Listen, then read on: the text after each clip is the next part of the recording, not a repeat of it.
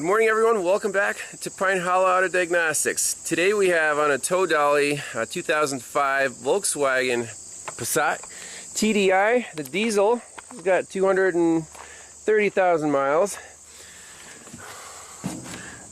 Right, yep, 231,000.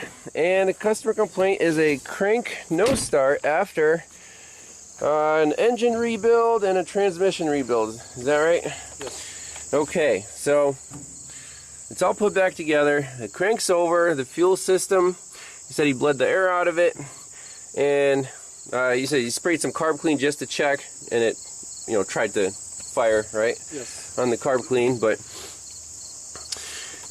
so that's where we are. We can talk to the engine computer, so let's read the trouble codes and see what we have here.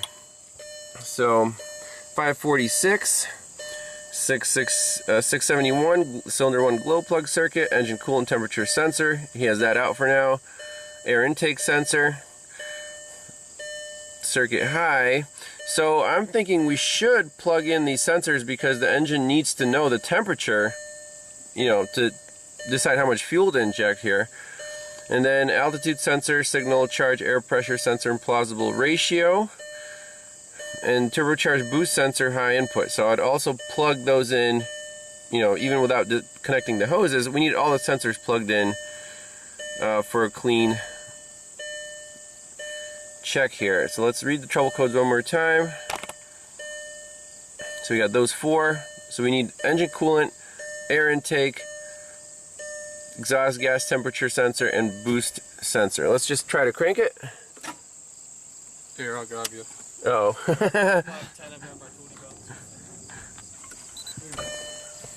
You hold it on there? Let's try again.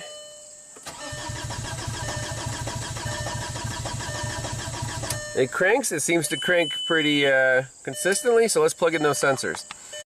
Okay, so we have a coolant temperature sensor plugged in, and the housing is broken off, so we just want this engine to start. We don't care about the coolant for now. And then the boost and air intake temperature sensor, we got the plugged into the pipe right there. So let's clear the codes and see what happens. So key on, clear DTCs, no DTCs, read DTCs again. Oh, let's reestablish communication here. Let's go into the ECM.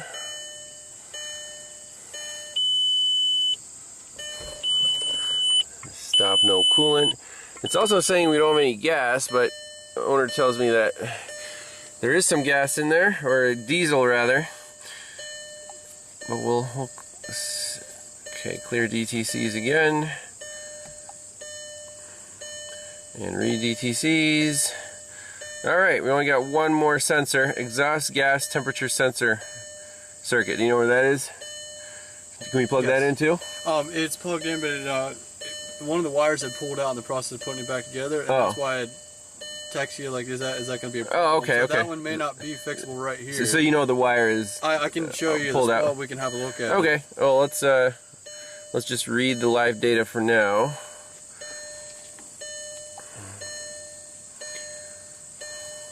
It's got 84 data pins. I'm just going to select them all, see what we can read.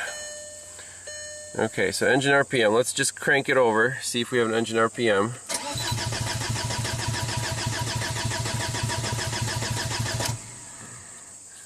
Ah, that's a Volkswagen thing. When you're cranking it, the ECM drops out. Mm-hmm. Well, that's not very useful because we can't see the RPM reading when it's cranking. There's a reading it shows on the tach. I wasn't sure if that if oh, so the tach will bounce. Oh, there it is. Yep. Okay. That's promising. We got 78 degrees on the coolant. That's fine. Oh, let's jump back in here. Okay. Let's see, throttle position sensor. By pressing the gas, it goes up to 100%. That's good. Mass airflow, engine duty, let's see, injections start, injection duration, injection quantity, synchronization, coolant temp again, throttle position sensor, that works.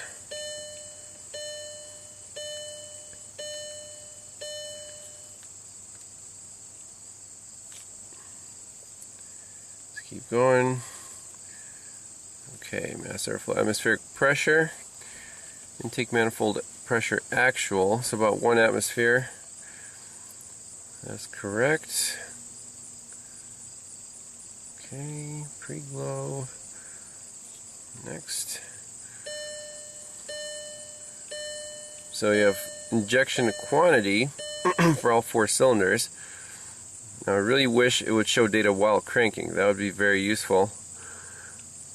Fuel consumption, heating, battery voltage is fine.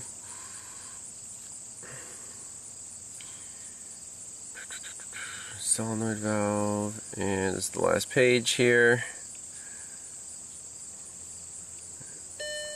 Okay.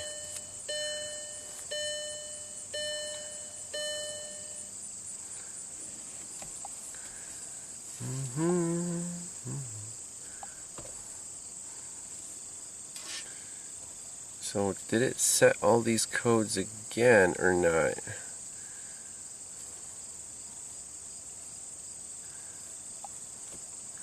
So it's only fussing about that sensor. Okay, that's fine. So let's crank it and see if all those codes come back.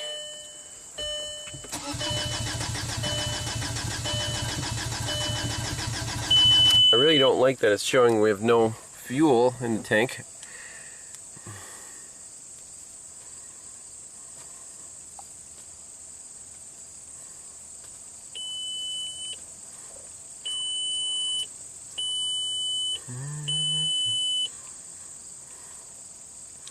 So that was the first thing I want to check, is do we have a good fuel feed here. Okay, here we go. Camshaft position sensor, signal outside tolerance. Interesting. We didn't see that before. No. So that's a clue. And I did a timing belt change on this, and there I don't know if there'd be anything I could have messed up. I had checked that. It's very easy to look at and to replace. Yep. So you just line up the marks, and it's pretty obvious where the marks are. The cam sensor would be very easy to take a look at. Okay. See, actuation test.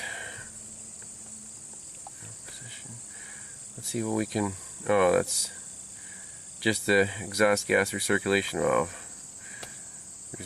There's no fuel pump or lift pump manual control here. Okay.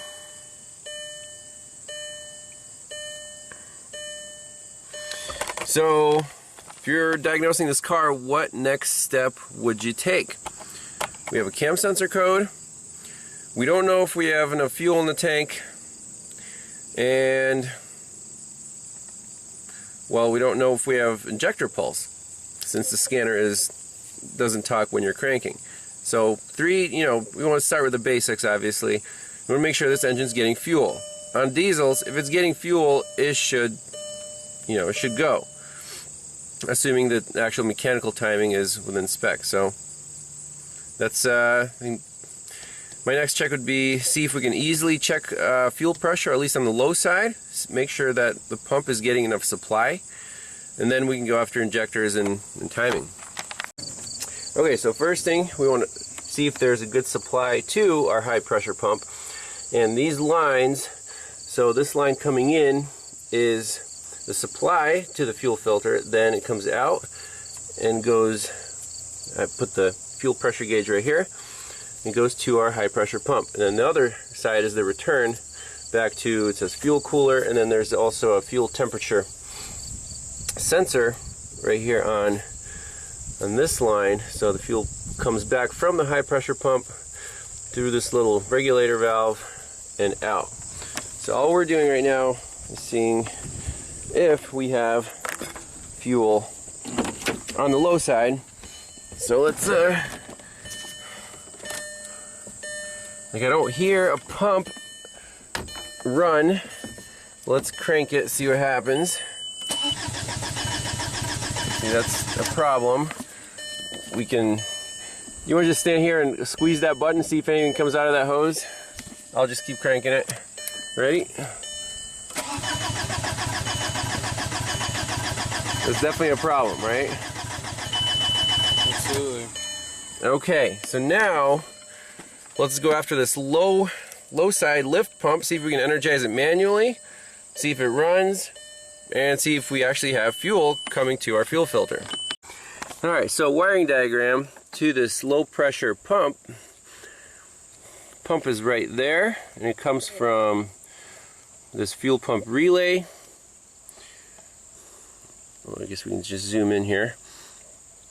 And then to the relay, there's a feed, I guess from the relay through fuse 28 20 amp fuse panel under left side of dash. Okay, let's go to the fuse panel, which is conveniently right here. And fuse 28 is this one, which doesn't have a fuse in it. Now the owner said that he did take some fuses out and put them back in, but he's not sure that they're in the right spot. So that's where we're going to start. A little diagram here. Looks like 37 is like a telephone, which we don't really need for now. So let's pop this 20 amp fuse into our fuel pump. And now, when we turn the key, we should see some kind of fuel pressure. Let's try it. There we go, I heard it. And let's look at our gauge. Here, you hold that and you can squeeze the button, see if fuel comes out. So I'll just crank it. Let me turn key off, key on. Got a little bit of reading there. We don't have fuel out. I'm just going to keep, so about 6 psi, yes. And if you squeeze the button, there we go. Okay, we got a little bit of flow. Some air in there, but... Okay, release the button, let me prime it one more time. About 5 psi. About 7 psi, let me crank it.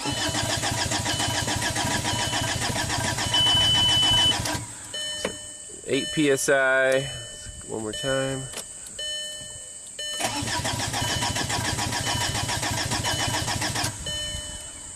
Okay, 9 psi.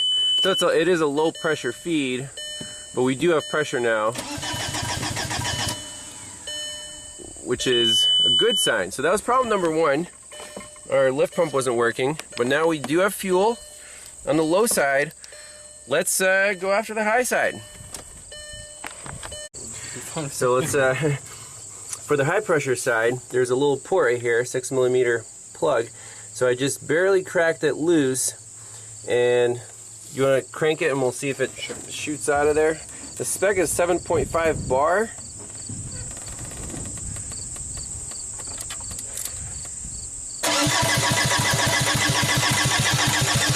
Wait up. Let's try again. I'm going to loosen up a little more. Go ahead.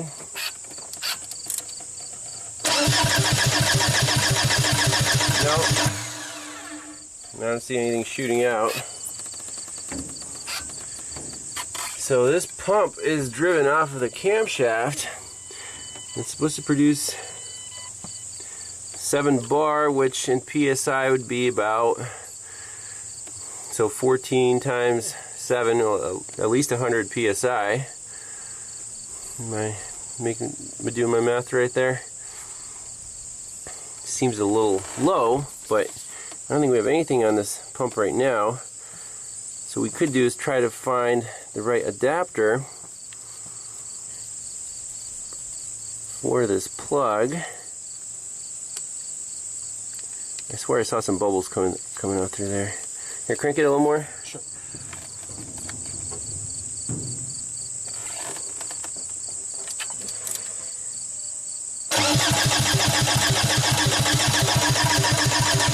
Okay. It's it's just barely dribbling out. And crank it one more time.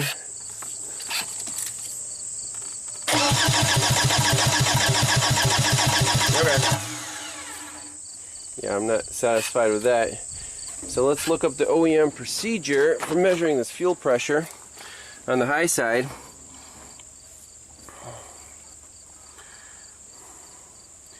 And basically, right in that port, you install a special gauge. I should say specification minimum 7.5 bar on that.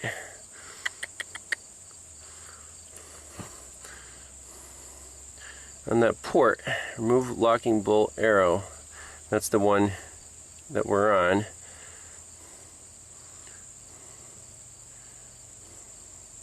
So let me try to plug in and actually get a pressure measurement on there.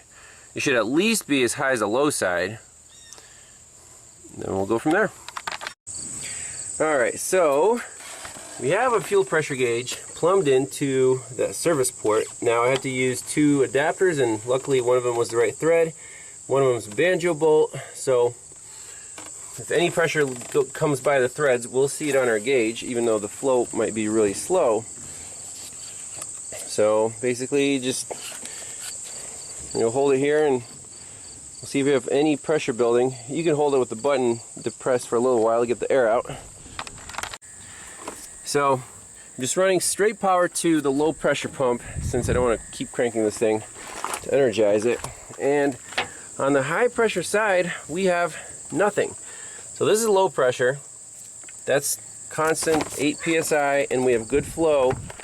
No air bubbles or anything. So I'm happy with the low pressure pump. Now if we stick this on our high pressure side,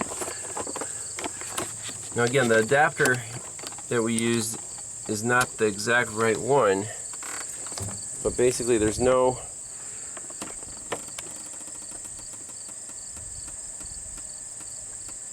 coming through that gauge. You would assume that the low pressure side should at least be making it to there. Now, we don't know the design of the pump, so you crank it a little more. Here, you want to hold that right here. And then just want to be 100% that we're not getting anything through. Ready?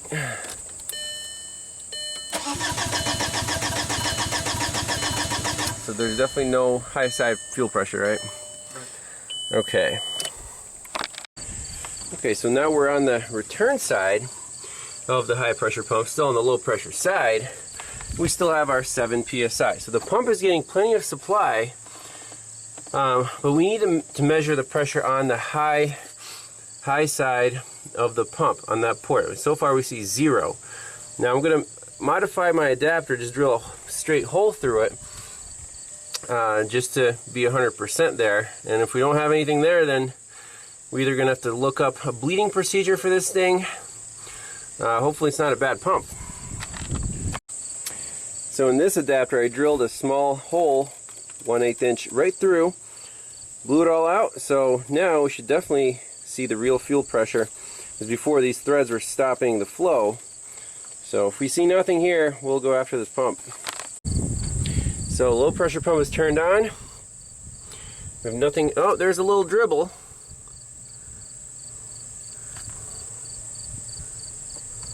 It's coming out.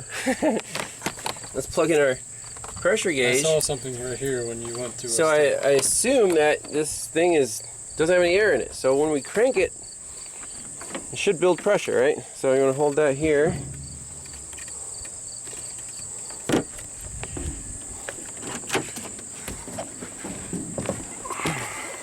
Right.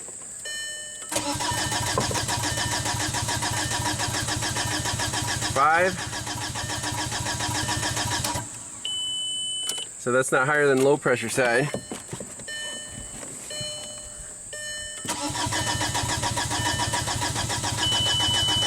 There we go, here we go.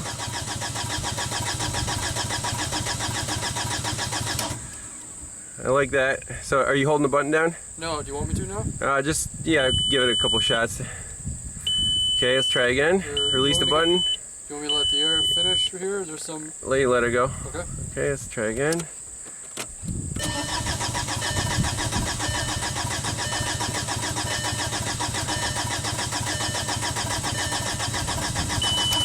Okay, and it bleeds off pretty quickly. So, yeah, just keep bleeding the air, I guess.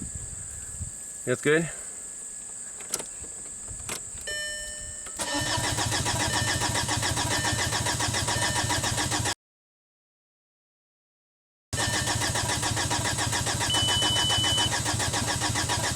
So it tops out at 30, huh? Seems to. Just let it sit, see how far it drops. And then crank it again. And push the button. Hold it for a little bit. Do it again.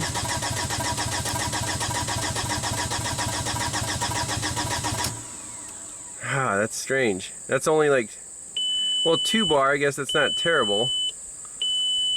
Well, that's more than we had before. Mm-hmm. So that tells me that the pump is at least primed. Alright, so let's, one more time.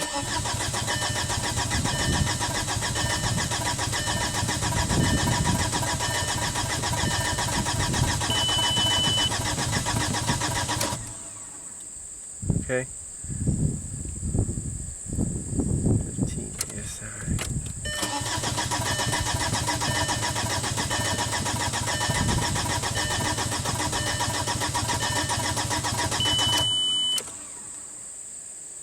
It goes up to 30. Now the spec 7.5 bar, that was at 4,000 RPM, so this might be normal for cranking speed. And it holds at 10 PSI. Now if I unplug the low pressure pump here, let's see if it drops all the way to 0. It looks like it's holding at 8 PSI. 5, 6, 7. And if I crank it without the low pressure pump,